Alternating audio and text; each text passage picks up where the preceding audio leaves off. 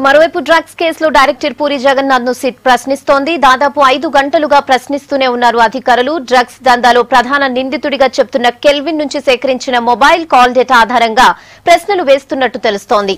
ఎన్ని కాల్స్ లో ఏ celebrity drugs మాఫియాతో ఎంతసేపు మాట్లాడారనే దాని మీద ఆరా తీస్తున్నారు అధికారులు. డైరెక్టర్ పూరి జగన్నాథ్ ను సాయంత్రం 5 గంటల దాకా విచారించే ఛాన్స్ ఉంది. ఇక పూరిని ఎక్సైజ్ సూపరింటెండెంట్ శ్రీనివాసరావు, మరో అధికారి శ్రీనివాస్ ప్రశ్నిస్తున్నారు.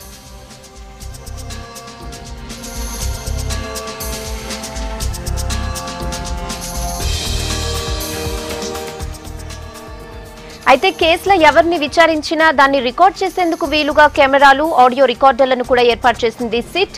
దర్యాప్తును ఎక్సైజ్ శాఖ కమిషనర్ చంద్రవదన్, డైరెక్టర్ అకున్ సబర్వాల్ పర్యవేక్షిస్తున్నారు. కెల్విన్ పూరికి ఎలా పరిచయం అయ్యాడో అడిగి తెలుసుకున్నట్లు తెలుస్తోంది.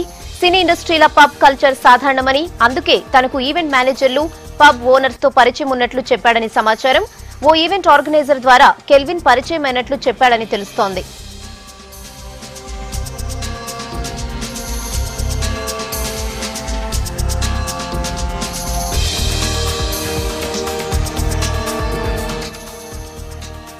విచారణ మొదలుగానే పూరి మొదట తన గురించి తాను ఓ అరగంట సేపు చెప్పుకున్నారు. Puri personal life, cinema industry, drugs వ్యవహారం, ఇలా 3 కోణాల్లో అధికారులు ప్రశ్నిస్తున్నట్లు సమాచారం.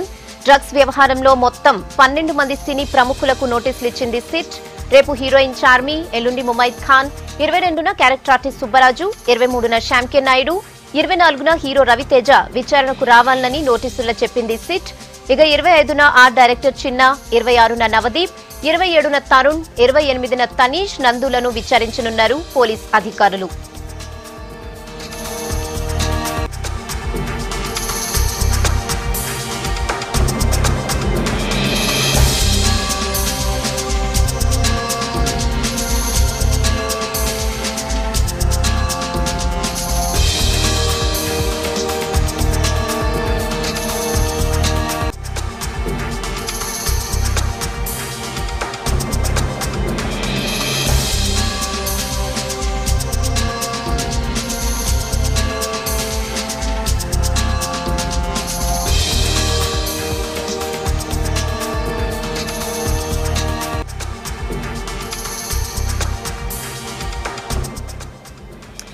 దీనిపై రవికిరణ్ మరిన్ని వివరాలు చెప్తాడు. రవి, ఇంకా ఎంతసేపు విచారణ జరగచ్చు, డీటెయిల్స్ ఏంటి?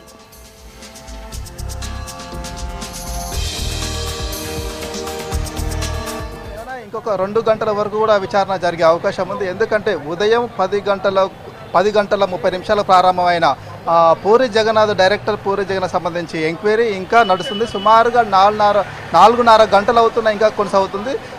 ఎక్సైజ్ ఆబ్కారీ భవన్లోని 5వ అంతస్తులో ఎక్సైజ్ ఏదైతే ఎన్ఫోర్స్మెంట్ ఉందో ఆ డిపార్ట్మెంట్లోని సిట్ సపరేట్గా డ్రగ్స్ మీద కేసు ఇన్వెస్టిగేషన్ చేస్తుంది. కాబట్టి సిట్ అధికారులు దానికి సంబంధించిన అకున్ సబర్వాల్తో పాటుగా సిట్ చీఫ్ శ్రీనివాసరావు పోతా, మరో అధికారి శ్రీనివాస్ కూడా, వీళ్ళందరూ కూడా 3 అధికార సమక్షంలో ప్రస్తుతం డైరెక్టర్ పూరి జగన్నాథ్ మధ్యలో ఇది విచారణ కొనసాగుతుంది. అయితే ఫస్ట్ ఏదైతే క్వశ్చన్ అవర్ ఉంటుందో ఉదయం 10:30 గంటలు వచ్చిన తర్వాత ఫస్ట్ ఒక ½ అవర్ వరకు సిట్ అధికారులు ఆయన ప్రొఫైల్ సంబంధించి కొన్ని క్వశ్చన్లు అడిగి తెలుసుకున్నారు. డైరెక్టర్ ఎప్పటి నుంచి చేస్తున్నారు జీవితం, ఈ డైరెక్టర్ జీవితం అంటే ఫిలిం ఇండస్ట్రీకి ఎప్పుడు వచ్చారు, ఎలా కొనసాగుతున్నారు, ఎలా ఉంది ప్రస్తుతం లైఫ్ సంబంధించి అన్ని పర్సనల్ విషయాలు అన్నీ కూడా ఒక ½ అవర్ వరకు అడిగి క్వశ్చన్ తెలుసుకున్నారు. తర్వాత ఏదైతే పర్సనల్ ప్రొఫైల్కి సంబంధించిన తర్వాత కూడా సిట్ అధికారులు క్వశ్చన్ అవర్లోకి వెళ్ళారు.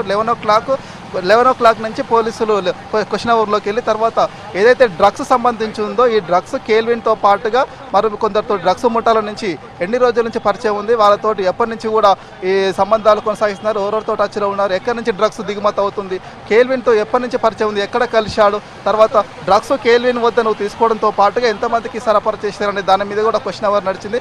అయితే పోలీసులు అడిగిన క్వశ్చన్ కొన్నిటికి సమాధానం చెప్పడంతో పాటు కొన్నింటి క్వశ్చన్లకు పూరి జగన్నాథ్ సమాధానం దాటవేసినట్టుగా మనకు తెలుస్తుంది. ఏదైతే ఇప్పటి వరకు జరిగిన 4.5 గంటల విచారణలో కేల్విన్ నాకు ఒక పబ్బులో పరిచయం అయ్యాడు, అక్కడ ఒక మిత్రుడి ద్వారా మాత్రమే పబ్బులో పరిచయం అయిన తర్వాత నాకు డ్రగ్స్ సంబంధించిన అతను సరఫరా చేస్తున్నట్టు ఎల్ఎస్డి డ్రగ్స్ కానీ ఇతర డ్రగ్స్ కానీ అతను సరఫరా చేస్తున్నట్టు కూడా అప్పుడు మిత్రుని ద్వారా పరిచయం అయిన సందర్భంలోనే నాకు తెలిసింది. తర్వాత ఎవ్రీ వీకెండ్లో పార్టీలు చేసుకుంటాం, ఫ్రెండ్స్తో కలిసి పార్టీలు చేసుకుంటాం. దాంతో పాటుగా వీకెండ్ వచ్చిందంటే నాతో పాటుగా ఫ్రెండ్స్ కానీ ఇంకా కొందరు హీరోలు కానీ వాళ్ళందరూ కూడా కొన్ని పబ్బులో డ్రగ్స్ పార్టీలు చేసుకుంటాం. దాంతోపాటు ఈ పబ్బులో పార్టీ చేసుకున్న సందర్భంలో ఒక మిత్రుని ద్వారా పరిచయమైన కేల్విన్ అతను సంబంధించి పూర్తి వివరాలు అడిగినప్పుడు కేల్విన్ సంబంధించి ఎవరైతే పూర్తిగా మీకు ఎప్పటి నుంచి పరిచయం అతను ఎన్ని గ్రామ్స్ డ్రగ్స్ సరఫరేస్తున్నారు దానికి సంబంధించిన పూర్తి వివరాలు కూడా అడిగి తెలుసుకునే క్రమంలో కొన్నిటికి సమాధానాలు చెప్తూ మరికొన్ని క్వశ్చన్లకి ఆన్సర్ చెప్పకుండా దాటవేసే క్రమం చేశారు. తర్వాత దాంతోపాటుగా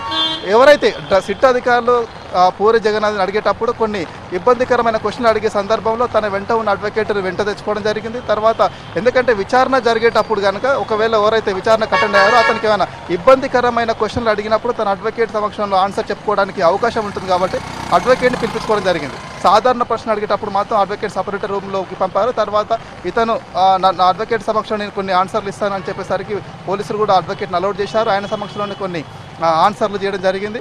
అయితే ఇక్కడ ఏమైనా డ్రగ్స్ ఎప్పటి నుంచి వాడుతున్నారు అనేసరికి ఈయన కొన్ని ప్రశ్నలకు దాటవేసే సమాధానం చెప్తున్నట్టు తెలుస్తుంది. ఎందుకంటే డ్రగ్స్ వాడతారంటే కొన్ని సందర్భాల్లో పార్టీలకు వెళ్తుంటాం, వీకెండ్లో ఎంజాయ్ చేస్తుంటాం చెప్తున్నాడు, కానీ డ్రగ్స్ వాడుతున్నట్టుగా ఎక్కడ కూడా పోలీసులకు చెప్పే ప్రయత్నం మాత్రం చేయలేదు.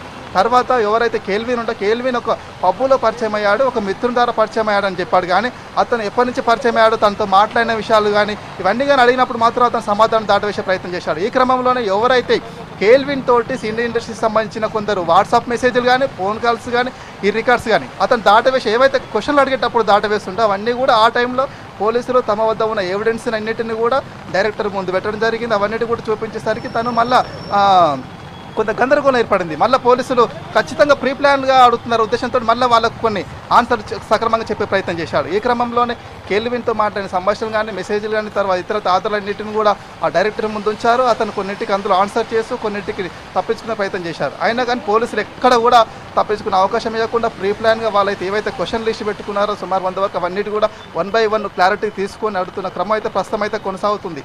ఇంకొక 2 గంటల వరకు కూడా విచారణ కొనసాగే అవకాశం ఉంది. 5 కానీ 6 మధ్యలో విచారణ ముగిసే అవకాశం ఉంది. ఆలోపు ఇతని దగ్గర నుంచి మరిన్ని వివరాలు సేకరించి అతను విచారణ పూర్తయ్యేంత వరకు కూడా మొత్తం అతని దగ్గర ఇచ్చిన క్వశ్చన్ ఆన్సర్ రూపంలో మొత్తం కూడా స్టేట్మెంట్ రికార్డ్ చేసుకుంటారు. ఆ రికార్డు చేసుకున్న తర్వాత కూడా అన్నిటి కూడా వాళ్ళకు సరైన క్లారిఫికేషన్ వస్తేనే అతన్ని సంబంధించిన సాయంత్రం 5 కానీ ఆ తర్వాత పంపించే అవకాశం ఉంది. క్లారిఫికేషన్ వచ్చేంత వరకు అతని దగ్గర నుంచి వీళ్ళు ఏదైతే క్వశ్చన్ లిస్ట్ పెట్టుకున్నారో ఆ క్వశ్చన్లకు అన్నిటికీ ఆన్సర్ వచ్చేంత వరకు అది 7 అయినా నైట్ 9 అయినా కానీ ఖచ్చితంగా విచారించే అవకాశం మాత్రం కనిపిస్తుంది. అయితే ఇక్కడ డ్రగ్స్ సంబంధించి ఎవరైతే కేల్విన్ డ్రగ్స్ సరఫరా చేసిన తర్వాత ఆ డ్రగ్స్ను మీరు మాత్రమే వాడారా, తర్వాత కొందరు చార్మి కానీ ముమైకాత్ హీరో రవితేజ మిగతా వాళ్ళకు ఏమైనా సరఫరా చేశారని అడిగినప్పుడు మాత్రం అతను ఏమైనా చాలా వరకు డైరెక్ట్ ఆన్సర్ ఎక్కడ ఇవ్వడం లేదు. చాలా తెలివిగా డైరెక్టర్ ఆ పోలీసులనే కొద్దిగా గందరగోళ పడే ప్రయత్నం చేస్తున్నాడు. ఎందుకంటే పార్టీలో కలిశారు, పబ్బులో పరిచయం అయ్యారు, అంతవరకే తెలుసు. అంతమించి వాళ్ళతోటి ఫర్దర్గా డ్రగ్స్ తీసుకోవడం లాంటిది వాళ్ళ తర్వాత ఇతరులకు అలవాటు చేయడం అనేది కూడా ఎక్కడ చేయలేదు. డ్రగ్స్ కూడా నేను కూడా ఎక్కడ ముట్టుకోలేదు, డ్రగ్స్ ఎవరికి సరఫరా చేయలేదు. పరిచయాలు అయినారు, వాళ్ళు డ్రగ్స్ సరఫరా చేస్తున్నట్టు తెలిసింది. అంతేగాని అంతమించి కేల్విన్తో తనకు ఏం సంబంధం లేనట్టుగా తప్పించుకునే ప్రయత్నం చేశాడు. కానీ కేల్విన్ మాత్రం తన స్టేట్మెంట్లో 2 days పోలీస్ కస్టడీలో చాలా స్పష్టంగా పోలీసులకు స్టేట్మెంట్ రికార్డు ఇవ్వడం జరిగింది. నేను ఎవరైతే అంటే ఇతర దేశాల నుంచి కొరియర్లో డ్రగ్స్ తీసుకొస్తున్న మాట వాస్తవమే.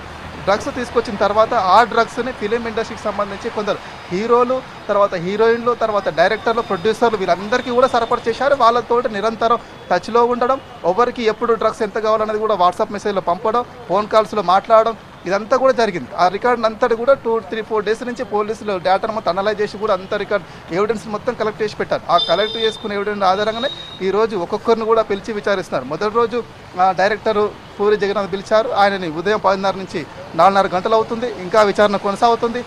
ఇప్పటి వరకు ఒక సుమారు 40-50 క్వశ్చన్ల వరకు అతను వేసినట్టు అంటే పోలీసులు క్వశ్చన్లు వేసినట్టు తెలుస్తుంది. అతను అల్లో కొన్నింటికి మాత్రం ఆన్సర్ ఇస్తూ మరి కొన్నింటికి మాత్రం పోలీసులు తప్పుదో పెట్టించే ప్రయత్నం చేశారు. అయినా కానీ ఎక్కడ కూడా పోలీసులు ఖచ్చితంగా ఆన్సర్ రాబట్టుకునే ప్రయత్నం చేస్తున్నారు. దాంతోపాటుగా ఎవరైతే ఇప్పుడు ఈ స్టేట్మెంట్ అంతా కూడా పూరి జగన్నాథ్ చెప్తున్నారో ఈ స్టేట్మెంట్ అంతా కూడా రికార్డ్ చేస్తారు. ఈ రికార్డు పూరి జగన్నాథ్ స్టేట్మెంట్ మొత్తం రికార్డ్ చేసిన తర్వాత రేపు చార్మి ముమైత్ ఖాన్ వీళ్ళు వచ్చిన తర్వాత, ఎందుకంటే పూరి జగన్నాథ్ ఎవరైతే ఉన్నారో ఆయన ద్వారానే ముమైత్ ఖాన్ కానీ చార్మి కానీ తర్వాత సుబ్బరాజు హీరో రవితేజ వీళ్ళు కూడా డ్రగ్స్ తీసుకున్నట్టుగా నిందితుల కస్టడీ విచారణలో వెల్లడైంది.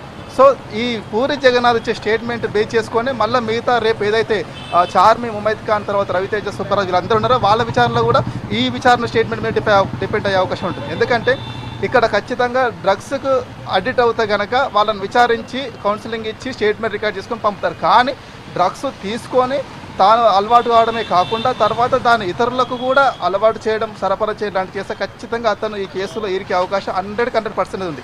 తప్పించుకునే అవకాశం లేదు. పోలీసులు కూడా ఈ విషయంలోనే ఎవిడెన్స్ చాలా పక్కా సంపాదిస్తున్నారు. ఎవ్వరు కూడా ఎక్కడ కూడా అవకాశం ఇవ్వకుండా ఎంతవరకు ఎవిడెన్స్ ఉంటే అంతవరకు దాన్ని అనలైజ్ చేసి కూడా అవసరమైతే న్యాయ సలహా తీసుకొని కూడా పక్కా ఆధారం సేకరించే ప్రయత్నం చేస్తున్నారు.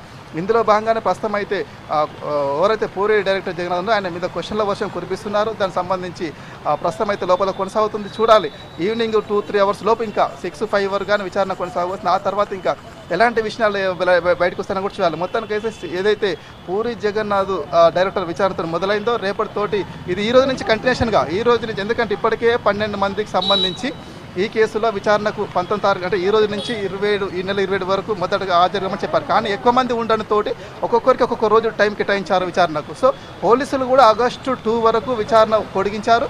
ఆగస్టు ఒక్కొక్కరికి ఒక రోజు, అంటే ఈ రోజు పూరి జగన్నాథ్, రేపు చార్మి, తర్వాత ముమైత్ ఖాన్, అంటే ఒక్కొక్క సెలబ్రిటీకి ఒక్కొక్క రోజు టైం కేటాయించి వాళ్ళ దగ్గర నుంచి ఉదయం 10:30 నుంచి మొదలు పెట్టి సాయంత్రం వరకు కూడా విచారించి పర్ఫెక్ట్గా వాళ్ళు అనుకున్న ప్లాన్ ప్రకారం వాళ్ళ ఏదైతే టార్గెట్ క్వశ్చన్ పెట్టుకున్నారో అదంతా కూడా ఆన్సర్ రాబట్టుకునేందుకు సిట్ అధికారులు చాలా ప్రీ ప్లాన్గానే ముందుకెళ్తున్నారు. అందుకని ఎక్కడ కూడా అవకాశం ఇవ్వద్దు, తప్పించుకునే అవకాశం ఇవ్వద్దు.